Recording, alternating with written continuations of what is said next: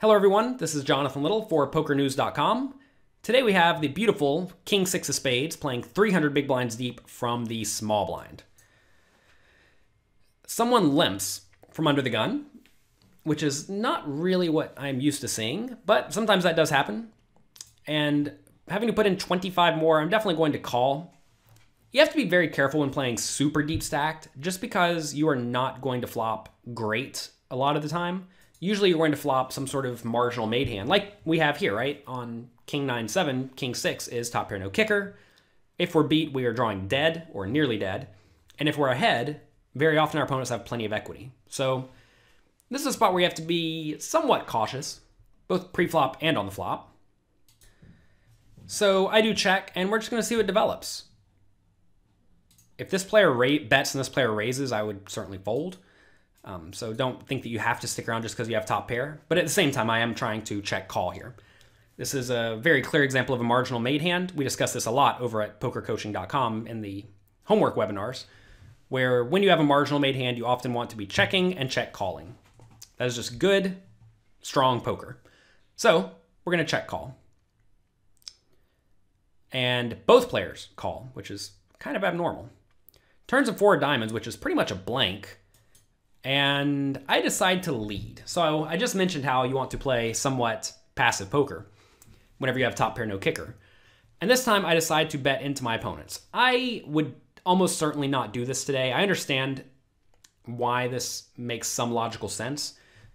The main reason is because my opponent's ranges are going to be a lot of draws and decently strong hands, and all those hands have plenty of equity against me. If I can bet and clean out some of that equity, like imagine someone has Jack-8. I don't really care if that folds, because if I check and one of the players bets, maybe now that Jack-8 raises and puts me in a horrible spot. Clearly, though, if I lead and someone raises with Jack-8, I'm going to fold, and that's also pretty dicey. So I typically just check in this scenario. I was probably working on turn leading on this exact day, which sometimes leads me to make slightly inferior or very inferior bets than I normally do. But this is what we're doing. I don't mind this bet because it does protect our equity, but you have to assume, especially the player who limped from early position, will bet with most of his draws on the turn, so he's going to do most of the betting for me. So I don't really like this bet. I bet big blind calls. So big blind's range now is going to be a lot of draws, top pairs, and maybe middle pairs. So knowing that, going to the river, what should I do on this jack? Well, the 10-8 draw got there. Jack-9 got there. Jack-7, if he had it, got there. King-Jack was already ahead. Queen-10 got there, but that's probably not so much in my opponent's range unless he had a flush draw to go with it. So, given there are a lot of busted draws available, all the clubs and all the diamonds, I think I like checking. If there were not 2 flush draws on the board, I think I should just keep value betting, because my opponent's range should be a lot of one pair hands, like 10-9 or Queen-Jack or a king, which I'm losing to. But this is a spot where I do think betting, again, has some merit, especially if my opponent is the very suspicious type of player who's going to think that me leading the turn and leading the river is very indicative of a draw, which often it will be. So I could certainly see betting here being fine. If I had a better kicker, I would much prefer betting. Like say I had King-Queen instead of King-6, I think betting is great.